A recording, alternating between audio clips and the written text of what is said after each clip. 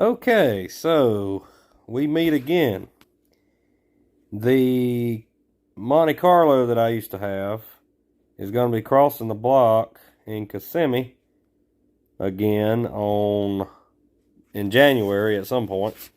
We'll look at the auction date here in just a second. But I had a few things I wanted to throw my 2 cents worth in on that's been changed on this car. And a little bit of a head scratcher. All right. This car had a certain rake about it, as you can see here. The back was slightly higher than the front, but not really by design. I didn't intend on it to be that way with the heavy big block. It just kind of ended up that way. I had 15 by 8, 35/70 tires all the way around. It looked good with this stance. Now, as you notice with the front end a little lower, the 7-inch wheel don't look as bad. In the back, the back end is still sitting at the same height. And these 7-inch wheels just look out of place. It makes the car look like it's supersizing the wheels and tires. Beautiful set of tires he put on here, Firestone wide ovals. I love those tires. Unfortunately, those tires are about $350 a piece. Those are, I don't know what kind of wheels he ordered here, 15 by 7s, but if he ordered wheel antiques, those are over $100 a piece. Those trim rings and then the correct derby caps. So there could easily be about $2,000 worth of wheels and tires on this car. Now he could have sold the ones I had on here to offset it, sure. But that's just a little bit of a head scratcher to me. I mean, you know, it is what it is, but that's just a head scratcher to me. Everything else seems to be pretty well the way it was. Still got the 71 hood spear. Hasn't been driven hardly at all. Still got the El Camino lenses that I put the Monte Carlo chrome pieces in. But like this picture here, those 7-inch wheels just don't do that car justice. If this car was put back to level all the way around and you wanted it to look more original, okay. But the car's never going to be original. I didn't intend on it being original. The car's a real super sport, yes. But I built it as a what if. Red interior, orange lights, all that good stuff. Again, it's got a good stance, but it needs those wide wheels. So anyway, another thing that I'm a little bit shocked about here is why on a car you're going to sell that you already have over $60,000 invested in, the time you lost all that money taking it to Mecum in Indy last year and paying that high fee to consign it, you would dump another $2,000 in wheels and tires to turn right around and pay another $1,000 consignment fee to go to Kissimmee in January. Now, if I'm wrong on this consignment fee, but I want to say a reserved Thursday auction spot, reserve price is $1,000 consignment fee. If I'm wrong, let me know in the comments. Everything on the inside still seems to be the same. Again, the car hasn't been drove that much. Still got the some quirks about it that I see that I left that way. Okay, for some reason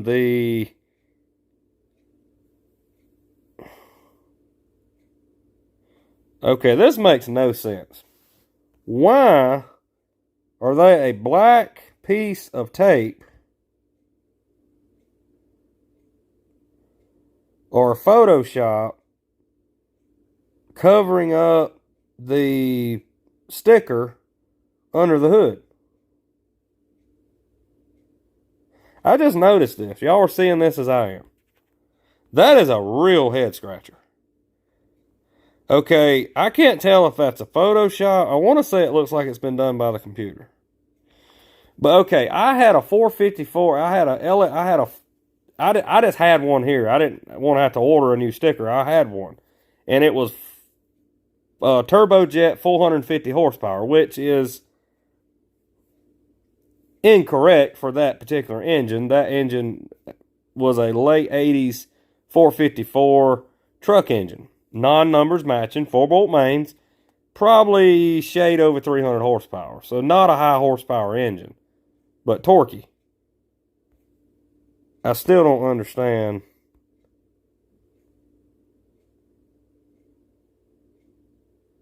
I can't figure. Maybe okay. Maybe I'm seeing a reflection here. Maybe he just took the sticker off.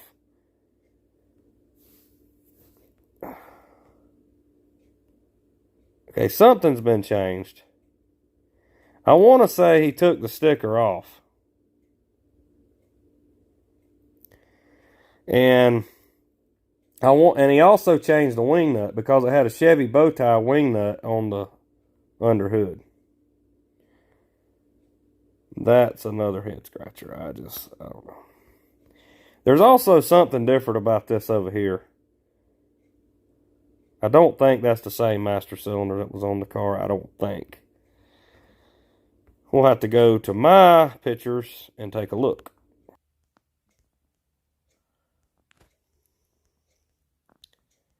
Here it is at Carlisle. Facebook lowers the quality of the videos, pictures when you upload them. Okay, here's the wheels and tires that was on the car. See how it filled up the fender wells? Way more than those little 7-inch. And he probably went to smaller tires too. I just don't get it. I got to look in the car too to see if those gauges are still under the dash. All right, so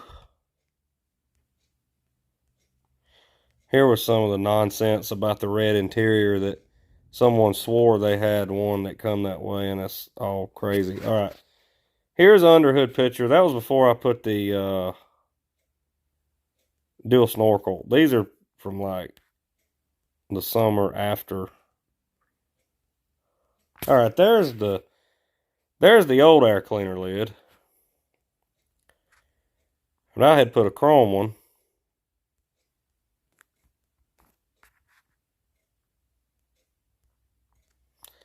Here you go. Turbojet 450 horse.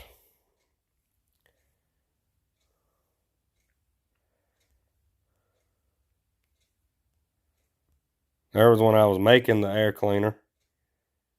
Okay, and here's the finished product. Yeah, there's definitely been something done with that master cylinder. I think he took it off and painted it. It kind of needed to be painted. Here it was at going to Gore's auction that day. All right, here's the 4,228 miles. It's had maybe 30 miles put on it.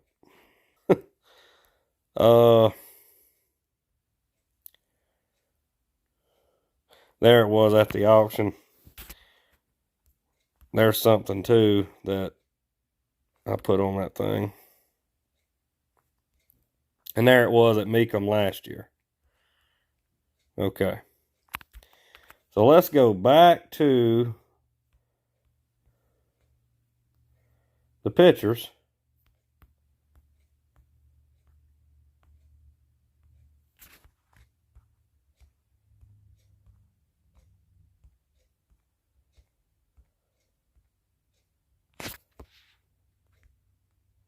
Gauges are gone under the dash. Another head scratcher. Why would you do away with perfectly good gauges to monitor the use of the car? They're gone. Can I argue that it looks cleaner without the gauges? Sure. Again, like I've discussed in my videos so many times before, function over fit. If you're going to actually drive something, you need gauges. Yeah, the master cylinder has definitely been painted. I can't figure out still what's going on with this air cleaner. Right here, it looks like that's a Photoshop picture. Like they blurted out the 450 horse to keep people from thinking it's an LS6. But if you're going to go through all that trouble, why not take the wiper motor off and paint that silver where I never did cover up that little rust spot? I mean, there's so many quirky things about this car that I built that I just did not care. I mean, it was like, it was my car. I drove this car to lunch. There's my brake release lever that I left on it that was supposed to be took off and put back in my red Monte Carlo. Oops. If you buy this car, send me the brake release lever back, please. The pull handle. I'll send you a new one. I'd rather have that one. So anyway, that looks like that's about all that's been done. But yeah, they did take off my gauges, which that's, again, head scratcher. But anyway, so I'm going to edit this video now. Thanks for watching, and we will see you next time. I also wanted to mention prayers for the family of Jim and Cindy Fockler. They were killed when someone decided they needed to pass another car in a curve, hitting them head on last Thursday, and now they are no longer with us. Those were great people. So Merry Christmas to everybody, and we'll be anxious to see what she brings with its head-scratching upgrades. I wish the guy luck. If he wants to buy this car, hopefully you'll find this channel. Reach out to me if you have any questions. Until then, thanks for watching. Subscribe if you haven't. Do so. Like, share. It's been Jared 1970 Monte. Might be the last video before the end of the year. If so, see you in 2023.